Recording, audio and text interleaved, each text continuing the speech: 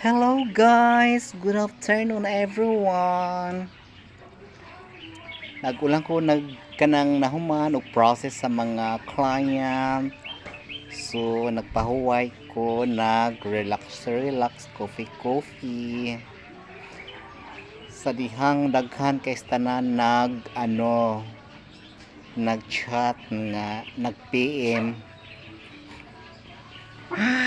nag-request nga sindan ako sila sa video sa anak ni Daboy.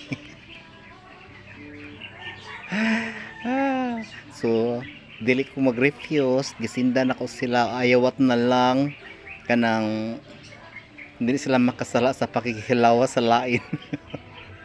Kay mag self-supporting sila. Sa dihang parte na akong kulba guys kay nagpost ko video reels ang katong anak ni Daboy akong anak ni Daboy akong na-post. Puti na akong dali-dali delete, oh my goodness. I'm sorry Fernandez.